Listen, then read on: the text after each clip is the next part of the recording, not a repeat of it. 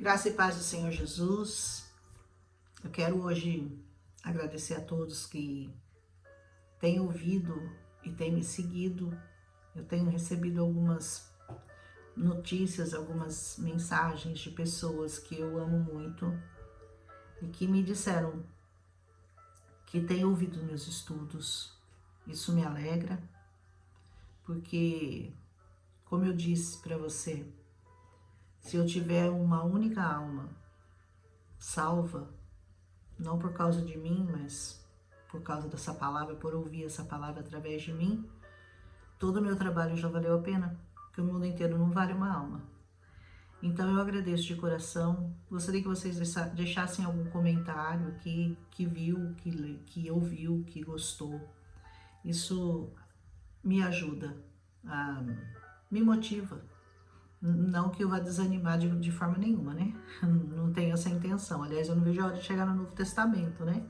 Não está muito longe. O Jeremias é o mais longo, depois são profetas menores, né? Mas hoje, falando de Jeremias 12, que é um capítulo bastante interessante de Jeremias, o profeta vai apresentar uma causa para o Senhor. Ele fala: Senhor, eu sei que o Senhor é justo. Ele começa: tu és justo, Senhor. Ele sabe disso, ele tem consciência de que Deus é um Deus de justiça. Quando eu apresento uma causa diante de ti, eu sei que o Senhor é justo. Mas, contudo, ele diz, né? Eu gostaria de discutir alguma coisinha aqui que eu não estou entendendo muito bem. Então, não tem nada de mal em você, às vezes, não compreender muito bem as coisas do Senhor. Não tem problema você entrar na presença dele e dizer: olha, eu não estou entendendo, por que isso está acontecendo comigo? Ele diz assim: por que o caminho dos ímpios prospera? Por que todos os traidores vivem sem problemas? Olha que pergunta, né? Porque muitas vezes você olha para a sua vida e você fala: mas eu estou fazendo tudo certinho, mas eu tenho seguido ao Senhor, eu tenho seguido a palavra de Deus, eu estou confiando nas promessas, e parece que a coisa não desenrola, né? E parece que o meu vizinho aqui, o outro, que não fazem nada, que não te servem, que não te seguem, parece que eles prosperam, parece que tudo vai bem na vida deles. Então não há problema você fazer isso, sabe? Você muitas vezes não é contestar, é perguntar para o Senhor, querer entender. Senhor, tem coisas que eu não entendo, tem coisas que o Senhor não vai permitir que a gente saiba mesmo, porque tem coisas que estão muito além do nosso entendimento, coisas que a gente só vai entender lá no céu. Mas tem algumas perguntas que Deus pode responder para a gente. E o Jeremias não é o primeiro que pergunta isso para Deus. Se você consultar a Bíblia, você vai ver lá que no Salmo 73, o Asaf fez a mesma pergunta. Ele diz assim: verdadeiramente bom é Deus para com Israel, para com os limpos de coração. Quanto a mim, ele diz, os meus pés quase se desviaram, pouco faltou para que eu escorregasse, porque eu tinha inveja dos ímpios quando eu via a prosperidade deles. Porque não há aperto na sua morte, mas firme está a sua força. Não se acham em trabalhos, não são afligidos como os outros homens. Então, mas aí o que acontece quando ele vai falando isso? No fim ele fala assim, que não há conhecimento do Altíssimo neles, eis que eles são ímpios e eu tenho em vão purificado o meu coração. Mas ele diz: até que eu entrei no santuário de Deus, versículo 17 do Salmo 73, e ali eu entendi o fim deles. Certamente tu os puseste em lugares escorregadios, tu os lanças em destruição, como caem na desolação, quase no momento ficam totalmente consumidos por terrores. Então você pensa assim: o ímpio tá indo bem, tá prosperando, e eu aqui, só orando e não acontece nada na minha vida. Existe um livro muito famoso que eu vou citar rapidamente aqui, que chama-se, em inglês, é um livro da literatura norte-americana, que eu era professora, e diz assim, o nome do livro é Sinners in the Hands of an Angry God, Pecadores nas mãos de um Deus irado, do Jonathan Edwards. É um dos primeiros livros que a gente estuda da literatura, é um sermão que ele fala justamente disso. Tu os lança em lugares escorregadios. Então é como se toda aquela segurança do ímpio, ele tá andando assim, de repente ele tá numa pedra, que é um limbo, e ele vai, e pau, ele cai. E cai sem chance nenhuma de se levantar. Então, essa pergunta do Jeremias é uma pergunta que não é a primeira vez que Deus ouve. Davi fez essa pergunta também, olhando para a prosperidade do ímpio. E talvez você já tenha feito essa pergunta. E não é uma pergunta que Deus se ofenda, porque o próprio Jeremias fez, né? Ele queria entender por que eles aparentemente prosperam, aparentemente eles vivem bem e você não. Você está aí cheio de problemas para resolver. Ele fala assim, no versículo 2, tu os plantastes, eles criaram raízes, eles crescem, dão frutos. Tu estás sempre perto dos seus lábios, mas longe dos seus corações. Sabe aquela pessoa que fala de Deus e aparentemente ela vive, mas o coração dela vive longe do Senhor? Tu, porém, ele fala, mas eu, o Senhor me conhece, no versículo 3. Tu me vês e tu provas a minha atitude para contigo. Arranca os ímpios como as ovelhas destinadas ao matadouro, reserva-os para o dia da matança. E aí ele vai questionando. Aí Deus diz assim, se você correu com homens e eles o cansaram, como poderá competir com cavalos? O que Deus quis dizer aqui?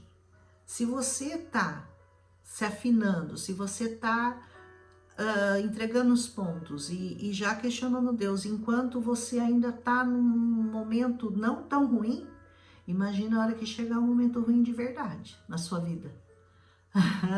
É isso que ele quer dizer. Se você está com problema, se você correndo com homens, você já está cansado, imagina quando você tiver que correr com cavalos. Imagina quando o problema for realmente grande na sua vida. Você vai afinar, você vai entregar os pontos, você vai desanimar.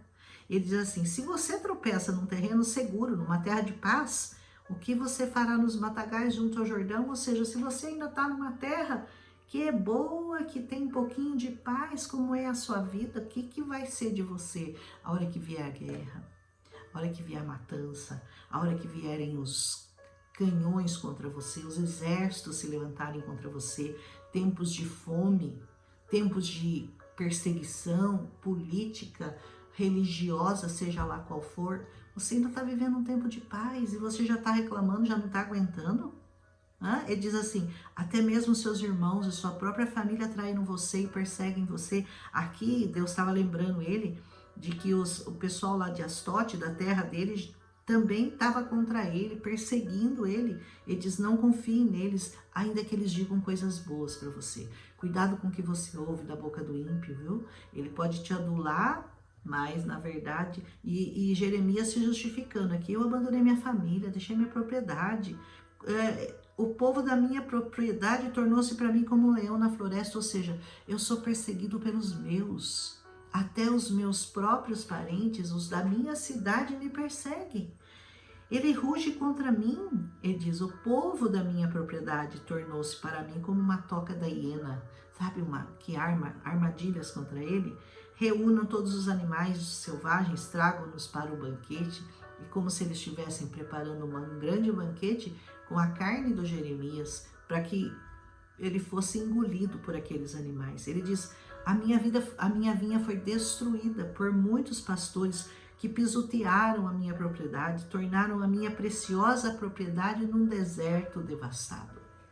Então, até mesmo aqueles, né, que deveriam ser os aliados dele se voltaram contra ele. Então, ele estava num momento complicado e ele estava questionando Deus sobre isso. E ele diz assim, destruidores vieram sobre todas as planícies do deserto, porque a espada do Senhor devora essa terra de uma extremidade à outra. Ninguém está seguro. Ele está falando já, prevendo a invasão que haveria da Babilônia contra aqueles que moravam em Jerusalém.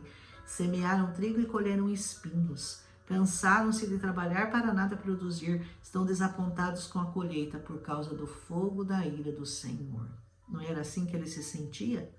Mas, olha o que Deus diz, assim diz o Senhor a respeito dos meus vizinhos. Que vizinhos? Esses que aprontaram, esses que o perseguiram, esses que se voltaram contra ele, que armaram armadilhas contra ele. Ele diz, as nações ímpias que se apoderaram da herança que eu dei a Israel, o meu povo, diz o Senhor, eu os arrancarei da sua terra e arrancarei Judá do meio deles. Olha o que Deus vai fazer. Mas depois de arrancá-los, olha, ainda resta uma compaixão de Deus. Ele diz, eu vou destruir os inimigos de Israel, eu vou fazer com que sejam reduzidos a pó, eu vou tirá-los da terra deles. Mas ele diz, mas depois de arrancá-los de lá, olha como a misericórdia de Deus é infinita, terei compaixão de novo e os farei voltar, cada um à propriedade da sua terra. Mesmo fazendo tudo isso de mal que eles fizeram contra o povo de Israel, ainda assim Deus dá uma oportunidade, Deus se compadece, sabe? Nós somos essa Jerusalém, que às vezes é destruída, derrubada, parece que não sobra nada, parece que a gente tá só o caco, só o pó da rabiola, como a gente costuma dizer, e de repente Deus, num momento que você não entende como as coisas começam a se reerguer, começam a ser reconstruídas na sua vida. Por quê? Porque você voltou seu coração para o Senhor, porque você se arrependeu. Você, apesar de estar destruído, você ainda tem chance, você tem oportunidade, enquanto tiver um fôlego de vida, você ainda pode clamar o nome do Senhor e Ele vai ter compaixão de você. Ele vai voltar os olhos para você e vai te dar o repouso e vai te dar a vitória. Ele diz, e se eles aprenderem, se, olha, tem esse se, né? Esse se vai mandar muita gente para o inferno, sabia? Esse se é a sua parte, esse se eles fizerem isso, se arrependerem, se voltarem o coração para mim, se eles aprenderem a se comportar como o meu povo, ou seja, como Deus havia ensinado o povo de Israel, e jurarem pelo nome do Senhor, o nome do Senhor, vejam bem, esquecendo os deuses que eles serviam, dizendo, juro pelo nome do Senhor. Assim como antes ensinaram o meu povo a jurar por Baal, olha Deus fazendo uma crítica aqui, né? Ele falou, se eles aprenderem, do mesmo jeito que vocês aprenderam a jurar por Baal, se eles aprenderem a jurar pelo nome do Senhor, como antes ensinaram o meu povo a jurar por Baal, então eles serão estabelecidos no meio do meu povo. Você está vendo que Deus não está deixando ninguém de fora? Que apesar de você não ter nascido judeu, você não ser de Israel, mas você ainda pode ser incluído pelo nome de Jesus, hoje mais do que nunca, porque a obra redentora não havia sido feita, mas a promessa já estava feita, que se você entrar pelo caminho do Senhor, por aquilo que o Senhor nos ensinou, pelo aquilo que o Senhor nos deixou, e pela obra que Ele preparou na cruz, haveria uma maneira de você se fazer parte desse povo de Israel, desse Deus de Israel. Mas, o contrário também é verdadeiro, se não me ouvirem, se você não ouvir o Senhor, eu os arrancarei completamente, aquela nação e a destruirei, declara o Senhor. Então, como termina isso aqui, não é do jeito que a gente quer terminar, né? A gente quer terminar no versículo anterior, né? Aprendendo a se comportar como aquele povo, como aquele que serve ao Deus verdadeiro, ao Deus único, ao Deus poderoso, ao Deus que pode todas as coisas, aquele que quer te salvar. Deus não tem prazer em te condenar. Deus não tem prazer nenhum em mandar ninguém para o inferno. Deus não tem esse prazer. Ele quer te salvar. Ele fez de tudo para te salvar. Ele foi até o limite imensurável que ninguém faria, que é dar seu único filho para morrer por você, para que você pudesse ser salvo. E ainda assim, se você disser não, não há muito o que mais fazer, porque a obra já foi completa. A obra está finalizada, tetelestai, está consumado, disse o Senhor Jesus. Não há mais nada que Deus possa fazer por você. Se você não voltar seu pensamento, seus caminhos e a sua oração, não se voltar para os caminhos do Senhor, não há o que Deus possa fazer por você. Se você quiser continuar seguindo seus deuses, suas deusas, ou sei lá quem que você confia, que não seja o Senhor, que não seja o Senhor Jesus, aí não há muito o que fazer mais. Então, se você ouviu, se você já entendeu, faça o que o Senhor espera que você faça, que você busque, que você se volte para Ele, volte o seu coração para o Senhor e seja salvo, em nome de Jesus. Amém? Essa palavra de Jeremias 12 é muito bonita, é muito forte, ao mesmo tempo que ela fala de fraqueza e de dúvidas, ela mostra uma restauração, ela mostra respostas que o Senhor sempre terá para te dar. Amém? Um abraço em Cristo Jesus.